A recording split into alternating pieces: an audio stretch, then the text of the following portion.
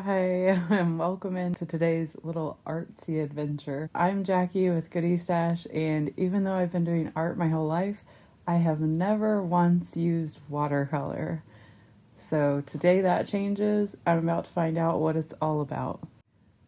What started this was I was at Walmart and I was picking up my prescription, and I went into like the arts and crafts section, which I almost always do, and I saw these watercolor pencils. I've never seen watercolor pencils, and that really intrigued me. I can't be the only one, but I just get so excited when I see or get new art supplies. I don't know, it just inspires me every single time. This palette is almost too pretty to even use, but I have to get past that. So here's the brushes that I'm going to use.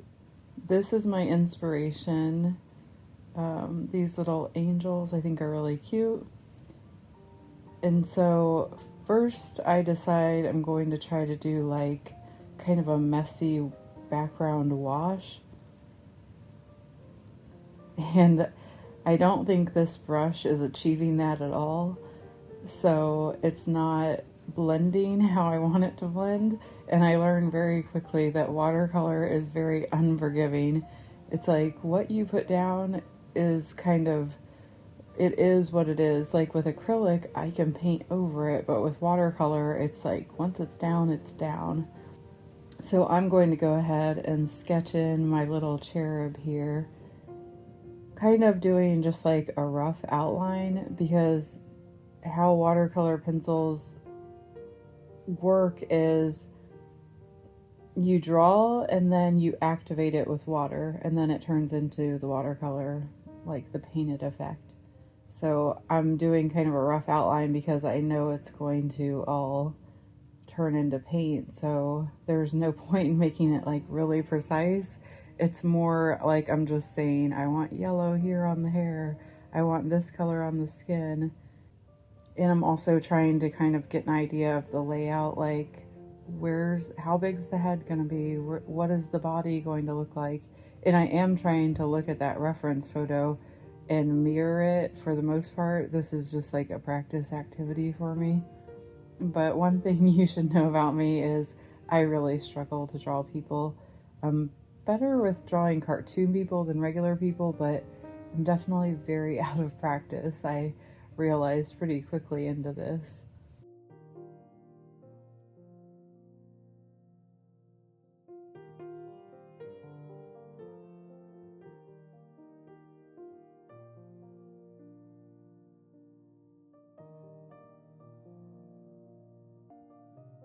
Alright, now I'm going in to activate the color with the water, and I find almost right away it's better to have very little, to almost just have the brush like damp instead of fully saturated. That helps me to like kind of keep the color where I want the color to be. But I learned pretty quickly that what I did with the background color, that can't be undone. And it's going over the cherub, and so I'm just realizing this is like my mess up one. And then where I put the little arm pointing to the face, I messed that up, and I can't go back and erase it or paint over it. At least I don't know how to with watercolor. And so I'm going to start over, and we're going to do a second painting.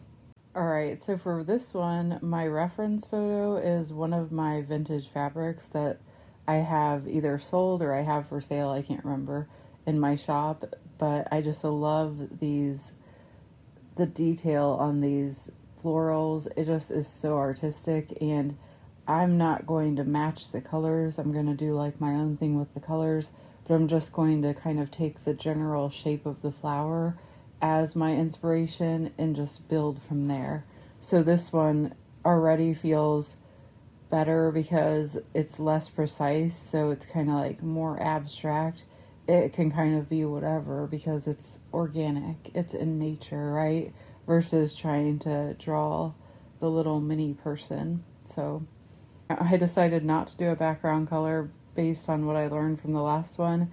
I think what I will do is if I want to do a background, I'll have to do that after I do the full flower, because the background color affects the subject because the color goes into it. And so I want my colors to be really vibrant, so I don't want to put anything over top of that right off the bat.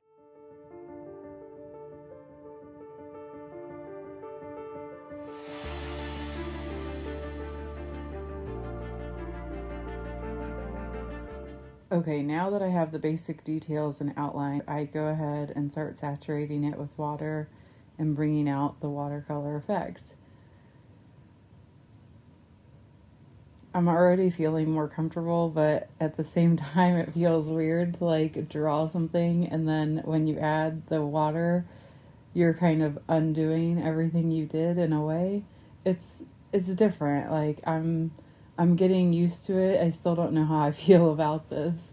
So I start drawing more detail, and I learn by doing this that if you draw over something and it's not dry, the color comes out like really vivid. So I thought that was kind of fun, but I realized that I really should, for the most part, wait for it to dry and then go on to the next layer.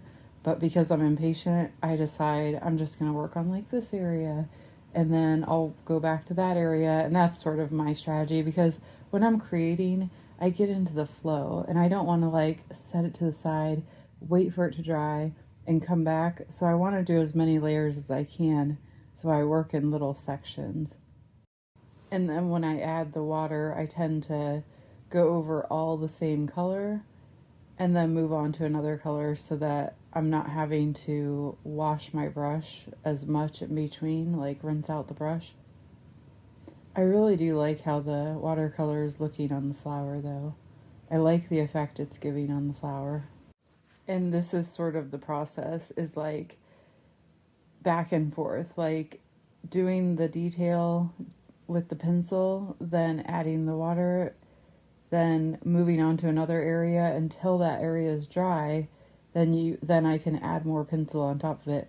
Or if it's wet, I can kind of sparingly add more pencil, but I found it's easier to add the pencil when it's dry. I really like how vivid the colors come out when I add the water.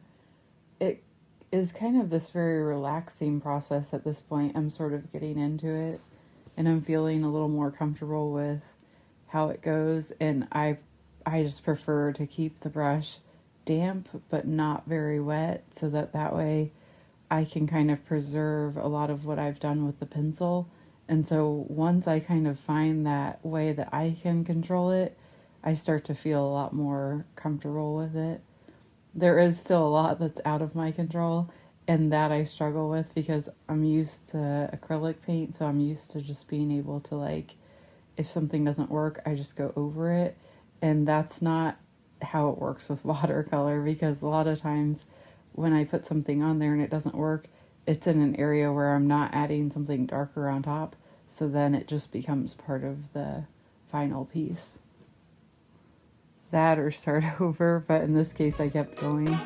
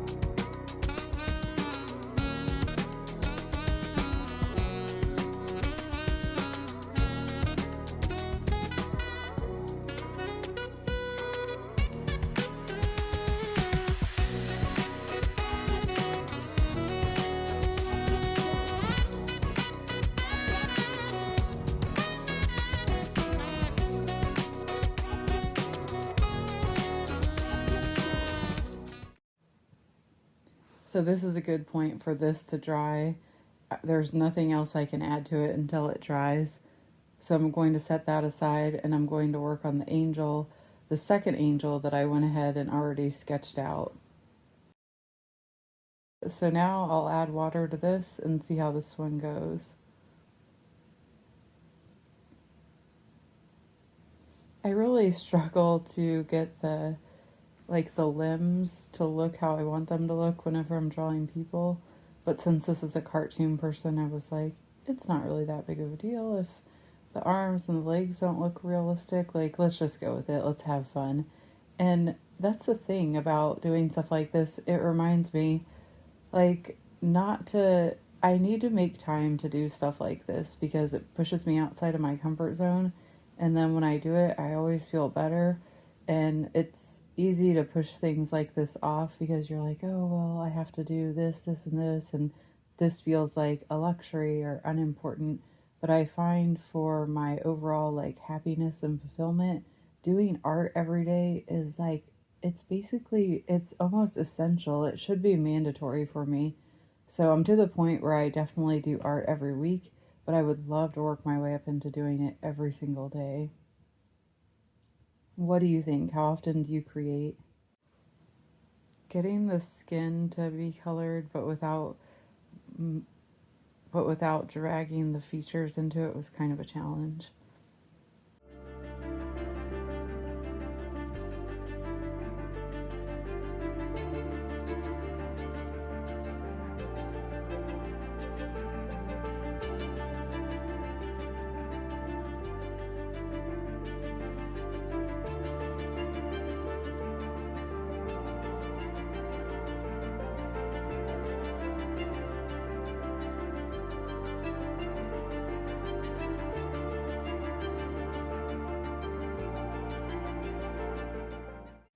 Okay, so now this flower is almost done. All I'm doing now is I'm adding the finishing touches with the pencil, and for the final layer, I will not add water. This will just be pencil, add the detail, and this will be finished. I did watch one YouTube video on using these watercolor pencils before I did anything, so that's kind of how I knew about this final step, and that's how I also knew, like, there was something else it taught me, but I think once I got started I forgot. It taught me other things, but I think because there was a lag between when I watched the video and when I started my project, I forgot the other information, but I did remember the detail part. Add the final details and don't add water to the very end. That's what she did, and hers turned out really good. I think I have the tendency to like over design things, and I think looking back, I liked this flower better when it was like at the halfway point, but I just kept going and I covered up a lot of the white, and I think that it lost something in that. Like, I should have left more white, but again, I can't go back and add white on top of this. So I decide I am going to do like a wash on the background.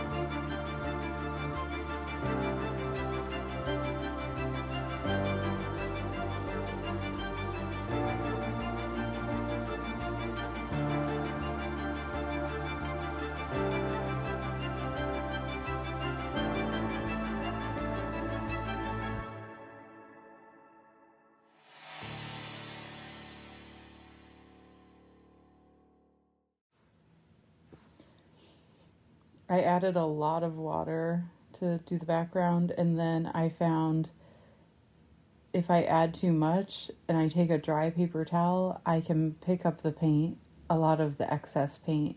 So I wanted this kind of to be a messy sort of metallic background, but I didn't want it to all be color. I want there to be some white on the background too, peeking through. So I'm kind of just doing this abstract sort of diagonal background.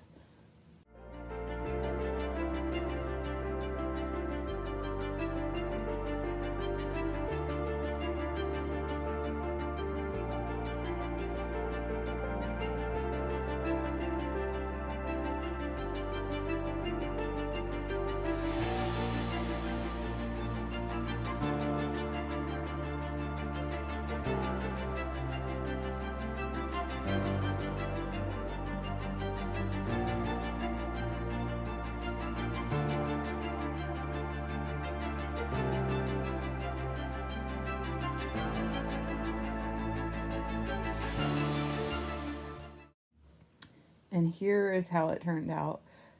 I love this. I think the background just added that little bit that it needed to kind of pull it all together. So let's go back to the other one. I added too much color to her cheeks, and so I had kind of had to make the skin darker to mask that a little bit. But it looks okay, but I wish I had a clip of what it looked like when it was messed up. My camera is starting to run out of space, so I'm kind of adding a little bit here and there, but I couldn't film this whole one. And in all honesty, this one isn't my favorite. I don't really like it, but I decide I'm just going to keep finishing it, but this will get thrown in the trash after this video. The flower I'll probably keep. I might like to build more flowers and have a little like flower collection. We'll see, but I could redo the chair for sure. The idea on the background was to kind of make it look like ribbons sort of crisscrossing in the background, and I did two different colors of green tones on that, and I'm happy with how that came out.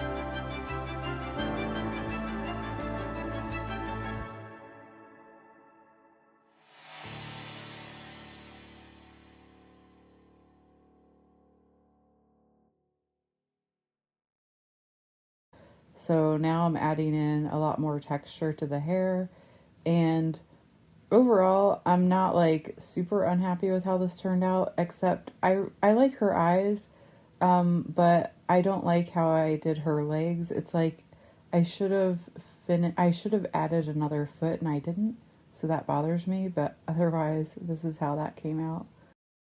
So, what do you think? Should I keep going with watercolor? I definitely think I will. It was a lot more fun than I realized.